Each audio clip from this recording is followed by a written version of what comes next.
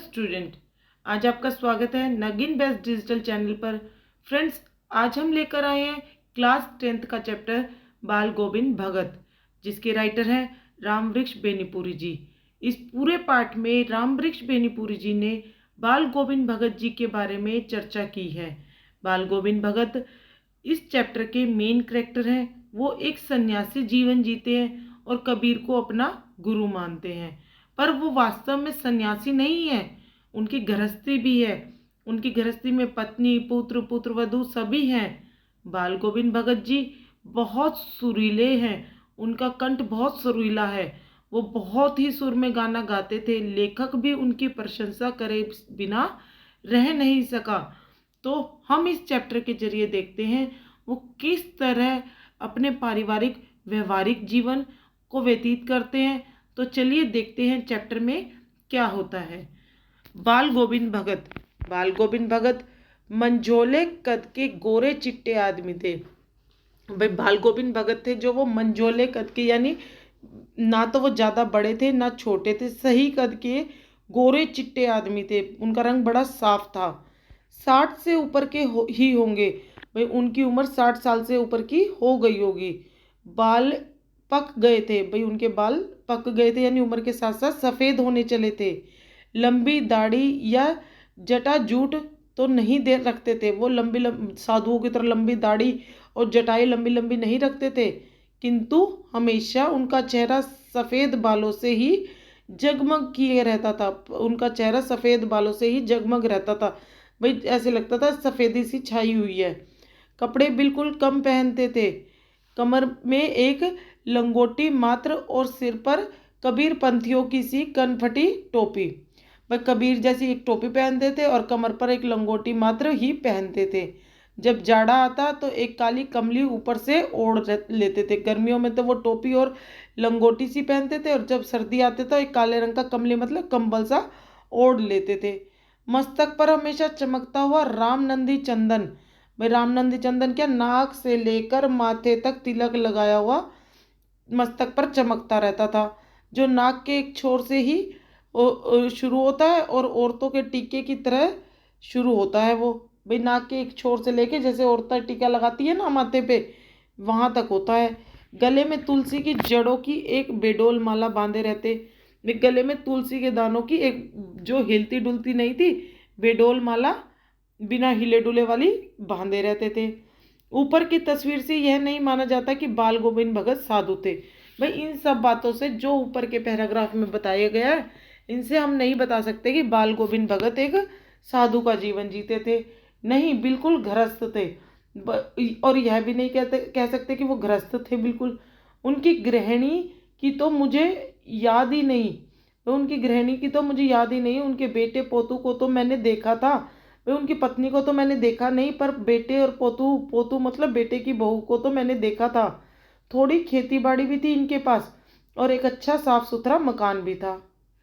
किंतु खेती बाड़ी करते, परिवार रखते भी बाल गोविंद भगत साधु थे। खेती बाड़ी भी करते थे, परिवार को भी अपने साथ में रखते थे, फिर भी वो भगत थे, साधु थे। साधु की सब परिभाषाओं में खरे उतरने वाले कबीर को साहब मानते थे। बाल गोविंद भगत जी थे ना, जो उस साधुओं में सबसे ऊपर खरे उतरने वाले कबीर जी हैं। कबीर जी साधुओं में सबसे नंबर 1 श्रेणी में आते हैं। उनको वो अपना साहब मानते थे। उन्हीं के गीतों को गाते रहते थे। कबीर के दोहों को, गीतों को वो गाते रहते थे। उन्हीं के आदेशों पर चलते थे। कभी झूठ नहीं बोलते थे। खरा व्यवहार रखते थे। भाई सबके साथ एक जैसा खरा व्यवहार करते थे। किसी से भी दो टूक बात करने में संकोच नहीं करते।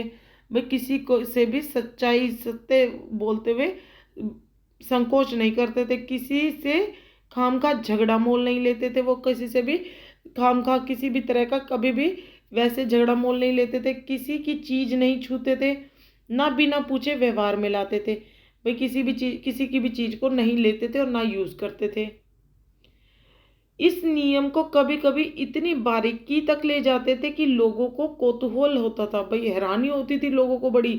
भाई इतनी बारीकी से ले जाते थे, इन नियमों का पालन करते थे वो। कभी वे दूसरे के खेत में शौच के लिए भी नहीं बैठते थे। वे गृहस्थ थे, और पर वो गृहस्थ थे, वे घर गृहस्थी चलाने वाले थे, लेकिन उनकी सब चीज़ें साहब की थी। पर वो जो अपने व्यवहार में उन्होंने नियम बांध रखे थे वो सब साहब, यहाँ पे कौन है, कबीर दास जी, उनके थे। जो कुछ खेत में पैदा होता सिर पर लाद कर पहले उसे साहब के दरबार में ले जाते थे, कबीर जी के दरबार में ले जाते थे, वो अपने साहब के दरबार में ले जाते थे, जो उनके घर में 4 कोस दूर पर था, जो उनके घर से 4 कोस दूर था। एक कबीर पंथी मठ से मतलब है, भाई कबीर पंथी मठ खुला हुआ था उनके घर से 4 कोस दूर पे, और वो कबीर को अपना साहब मानते थे। तो वो इसलिए जो कुछ भी खेती बाड़ी से पैदा होता था सर पे लाद कर वहाँ पर ले जाते थे। पहले वह दरबार में भेंट रूप में रख लिया कर जाकर, और प्रसाद रूप में जो उन्हें मिलता था घर उसे वापस ले आते थे और गुजारा चलाते थे उसी से ही। वो सारी खेती जो जो भी खेती में उगता था उनको सबको कबीर के अपने साहब के यहाँ ले जाते थे, उनके मठ में ले जाते थे और भेंट में रख देते थे। उनको जितना चाहिए होता था रख लेते थे, बाकी प्रसाद के रूप में उसे वापसी कर देते थे, और उसी से ही कबीर भक्त जी, बाल गोविंद भगत जी अपना गुजारा चलाते थे। इन सब के ऊपर मैं तो मुग्ध था उनके मधुर गाने पे। लेखक कहता है कि इन सब से ऊपर थे उनके मुग्ध गाने, भाई उनके मधुर आवाज़, सुरीली आवाज़ जिनसे वो गाना गाया करते थे, जो सदा सर्वदा ही सुनने को मिलती थी, जो हमेशा ही सुनने को मिलती थी। कबीर के वे सीधे साधे पद जो उनके कंठ से निकलकर सजीव हो उठते, भाई कबीर जी के जो सीधे सीधे पद थे ना, वो उनके जब कंठ से निकलते थे ऐसे लगते थे वो सजीव हो गए हो, उनमें जान आ गई हो। अषाढ़ की रिमझिम है, समूचा गांव खेतों में उतर पड़ा है, कहीं हल चल रहे हैं, कहीं रोपनी हो रही है, धान के पानी भरे खेतों में बच्चे उछल रहे हैं, औरतें कलेवा लेकर मेंढ पर बैठी है, आसमान बादल से घिरा, धूप का नाम नहीं, ठंडी पुरवाई चल रही। ऐसे ही समय आपके कानों में एक स्वर तरंग झनकार सी कर उठी। यह क्या है, यह कौन है, यह पूछना ना पड़ेगा। भाई कवि कहता है, यहाँ पे लेखक कहता है, राम वृक्ष बेनीपुर जी कह रहे हैं कि जब आषाढ़ का रिमझिम हो रही थी, बारिश का महीना था, तो सारा का सारा गांव खेतों में उमड़ रहा था। भाई पानी भरा हुआ था, खेतों के पानी, धान के पानी भरे बच्चे उछल रहे थे, औरतें कलेवा लेके मांड रही थी, और आसमान बादल से घिरा हुआ, तो धूप का नाम ही नहीं था, ठंडी ठंडी हवा चल रही थी। ऐसे में आपके कानों में एक स्वर तरंग झनकार सी उठ रही है। वह क्या थी और यह कौन है? लेखक पूछता है, यह कौन है, किसके स्वर आ रहे हैं? यह पूछना ना पड़ेगा। बाल गोविंद भगत समूचा शरीर कीचड़ में लिथड़े अपने खेत में रोपनी कर रहे हैं। भाई वो ऐसे मौसम में पूरे कीचड़ में लथे पथे अपने खेत में रोपनी कर रहे थे। उनकी उंगली एक एक धान के पौधों को पंक्तिबद्ध खेत में बिठा रही है। उनका कंठ एक एक शब्द को संगीत के जीने पर चढ़ाकर कुछ को ऊपर स्वर्ग की ओर भेज रहा है, और कुछ इस पृथ्वी की मिट्टी में खड़े लोगों के कानों की ओर। भाई वो साथ साथ संगीत की लय भी एक एक शब्द को संगीत की तरह गा रहे थे। तो कुछ तो स्वर्ग की तरफ जा रहा था ऊपर, और कुछ वहाँ जितने भी लोग थे उनके कानों में जा रहा था। बच्चे खेलते हुए झूम उठते हैं, मेड़ पर खड़ी औरतें के होठ कांप उठते हैं उनके गाने को सुनकर, वे गुनगुनाने लगती है। भाई वो भी इतना सुरीले गाने को सुनकर, आवाज़ को सुनकर गुनगुनाने लगती है। हलवाहों के पैर ताल से उठने लगते हैं। भाई जो अपने खेत जोत रहे थे, हल चला रहे थे, वो नाचने लगते हैं, उनके पैर उठने लगते हैं उनके गुनगुनाने से। अब उनका संगीत इतना मधुर था, भाई सब कुछ ना कुछ करने लगे। रोपनी करने वालों की उंगलियां एक अजीब क्रम में चलने लगती है, जो लोग रोपनी कर रहे थे उनकी उंगलियां भी अजीब क्रम में चलने लगी। बाल गोविंद भगत का यह संगीत है या जादू? भाई बाल गोविंद भगत, हमें नहीं पता कि बाल गोविंद भगत का यह संगीत था या जादू, कि सारे आसपास के लोग मंत्रमुग्ध हो गए। भादों की वे अंधेरी अंधरियतियाँ, अभी थोड़ी ही देर पहले मूसलाधार बारिश खत्म हुई है। बादलों की गरज, बिजली की तड़प में आपने कुछ नहीं सुना हो, किंतु अब झिल्ली की झनकार या दादरों की टटर बाल गोविंद भगत के संगीतों को अपने कोलाहल में डुबो नहीं सकती।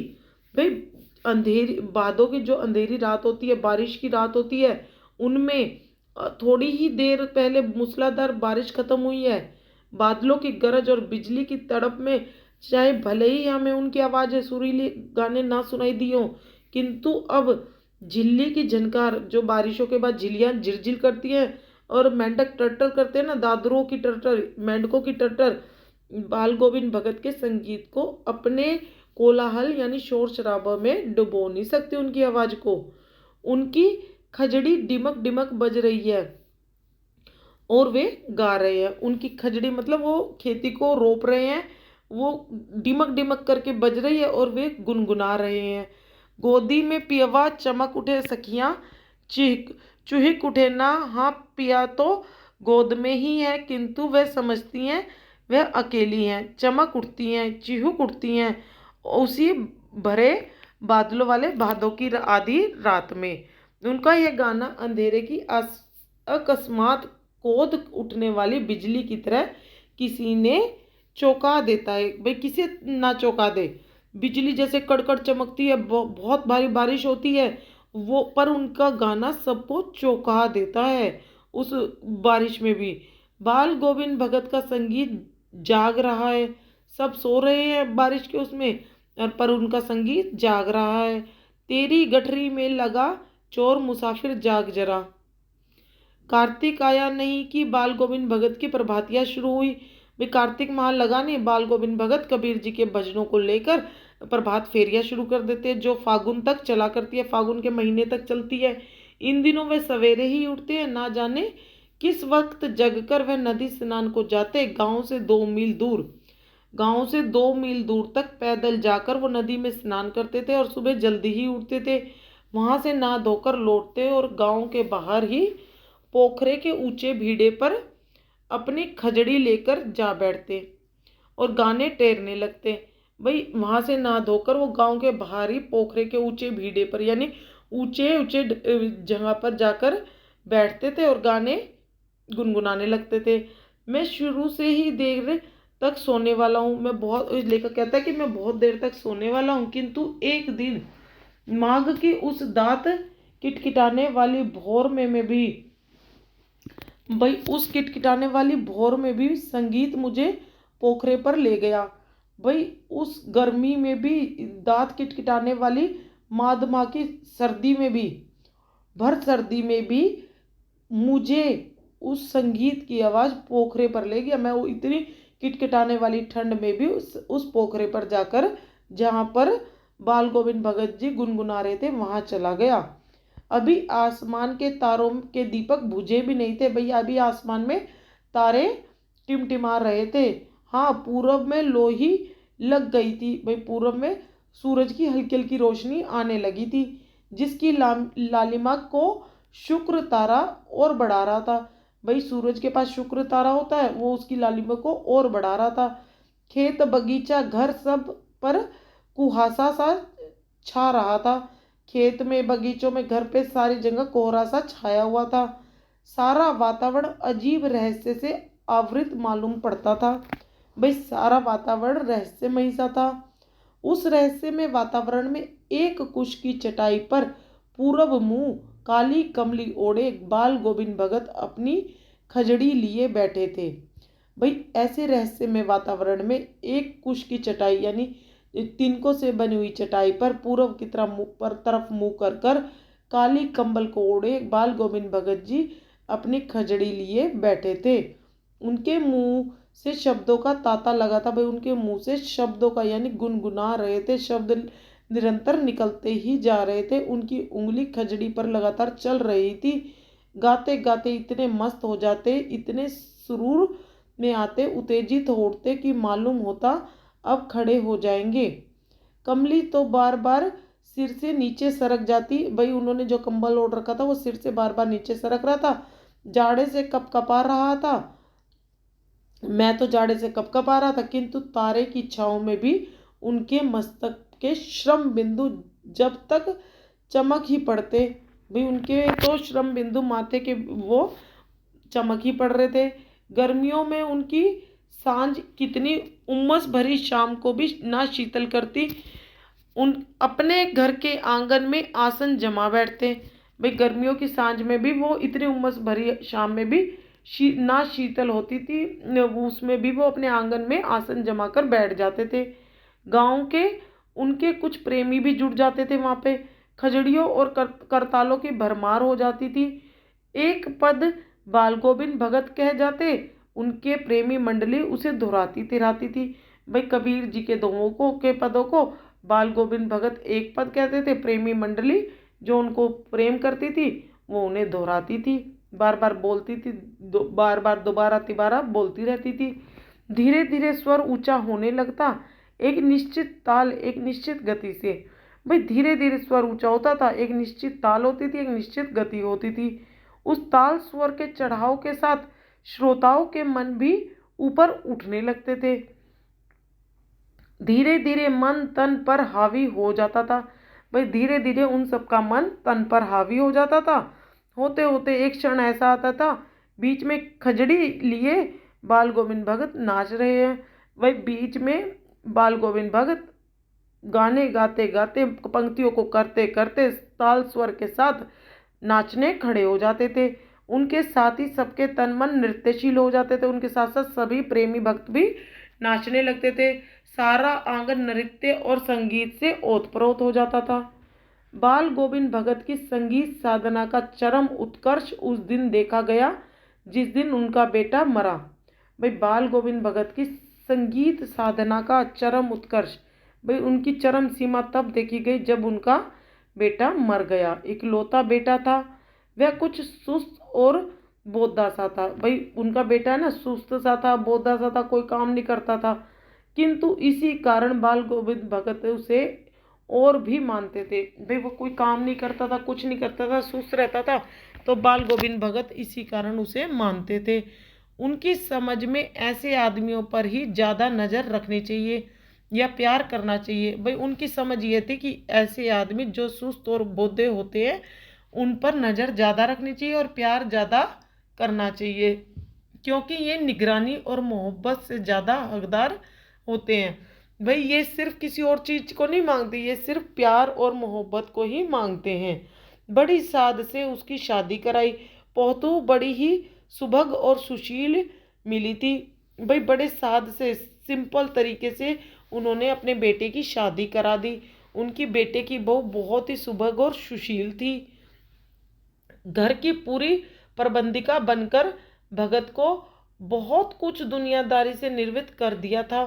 उसने उनका बेटा बीमार है इसकी खबर रखने की लोगों को कहा फुर्सत, किंतु मौत तो अपनी और सबका ध्यान खींचकर ही रहती है। भाई उनका बेटा बीमार था, इसकी खबर तो लोगों को थी नहीं कि उस फुर्सत में उनसे पूछ ले कि आपका बेटा बीमार है। किंतु जब उसकी मृत्यु हुई तो इसकी खबर सबके पास सबको खींचकर वहाँ पे उसका ध्यान ले आई। हमने सुना बाल गोविंद भगत का बेटा मर गया है।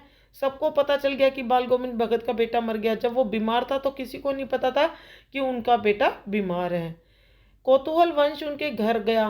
भाई सारे लोग शोर करते हुए सभी उनके घर चले गए। देखकर दंग रह गए। बेटे को आंगन में एक चटाई पर लिटाकर एक सफ़ेद कपड़े से ढाक रखा है। वह कुछ फूल तो हमेशा ही रोपते रहते, उन फूलों में से कुछ तोड़कर उस पर बिखरा दिए। भाई वो अपने खेत में कुछ फूल तो रोपते ही रहते थे हमेशा, उनमें से फूल तोड़ लाए और बेटे के ऊपर ढाक दिए। फूल और तुलसी दल भी, और उस पर तुलसी भी डाल दी।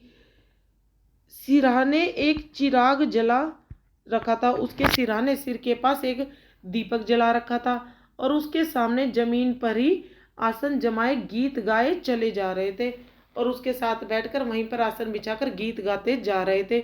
वही पुराना सवर, वही पुरानी तलनीता। घर में पोतू रो रही है जिसे गांव की स्त्रियां चुप कराने की कोशिश कर रही है। भाई घर में बेटे की बहू रो रही है और वो गाना का गीत गा रहे हैं और गांव में स्त्रियां जो है वो उसे चुप कराने की कोशिश कर रही है, किंतु बाल गोविंद भगत गाए जा रहे हैं। हाँ, गाते गाते कभी पोतू के नज़दीक भी जाते, उसे रोने के बदले उत्सव मनाने को कहते। भाई वो पोतू के पास जाते और कहते कि रो मत, उत्सव मना, आत्मा परमात्मा के पास चली गई है, विरहनी अपने प्रेमी से जा मिली है। भाई आत्मा परमात्मा के पास चली गई है, विरहनी जैसे विरहनी अपने प्रेमी के पास जा मिलती है वैसे ही आत्मा परमात्मा के पास चली गई है। भला इससे बढ़कर आनंद की कौन सी बात हो सकती है। यह कोई रोने की बात नहीं है, कोई गीत गाने की बात है। मैं कभी कभी सोचता हूँ यह पागल तो नहीं हो गए हैं, किंतु नहीं, वह जो कुछ कह रहे थे उसमें उनका विश्वास बोल रहा था। वह चरम विश्वास, उनका पक्का विश्वास जो हमेशा ही मृत्यु पर विजय होता आया है। भाई उनका विश्वास बोल रहा था जो हमेशा मृत्यु पर विजय होता आया है।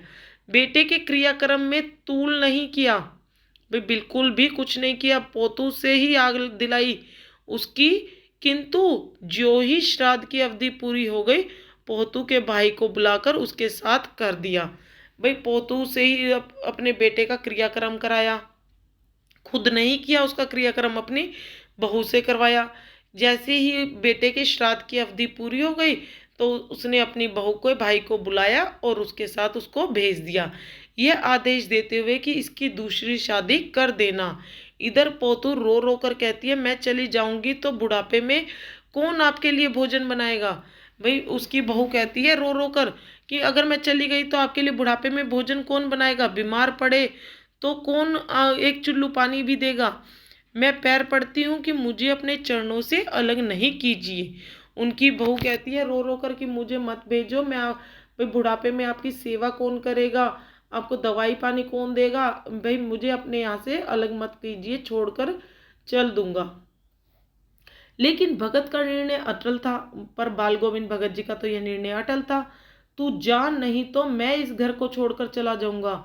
वो कहते हैं कि अपनी बहू को तू चली जा, नहीं तो मैं यहाँ से चला जाऊंगा। यह थी उनकी आखिरी दलील। और इस दलील के आगे बेचारी क्या चलती, उस बहू की क्या चलती। बाल गोविंद भगत की मौत उन्हीं के अनुरूप हुई। भाई जैसे उन्होंने सोचा था वैसे ही उसके बेटे की उनकी मौत हुई। वे हर वर्ष गंगा स्नान करने जाते, स्नान पर उतनी आस्था नहीं रखते जितना संत समागम और लोक दर्शन पर। भाई वो स्नान पर इतनी आस्था नहीं रखते थे कि गंगा जी का स्नान करो और मुक्ति मिलेगी और ये होएगा, जितना संत समागम और लोक दर्शन पर था उनका। पैदल ही जाते, करीब 30 कोस पर गंगा थी। साधु को संबल लेने का क्या हक, और गृहस्थ किसी से भिक्षा क्यों मांगे। भाई गृहस्थ आदमी किसी से भिक्षा क्यों मांगे। अतः घर से खाकर चलते और फिर घर पर ही लौट कर खाते। रास्ते भर खजड़ी बजाते, भाई अपनी खजड़ी को बजाते हुए जाते थे। गाते, जहाँ प्यास लगती पानी पी लेते। 4-5 दिन आने जाने में लगते, किंतु इस लंबे उपवास में वही मस्ती। अब बुढ़ापा आ गया था, किंतु टेक वही जवानी वाली। बुढ़ापा भी आ गया था किंतु टेक उनकी वही जवानी वाली थी।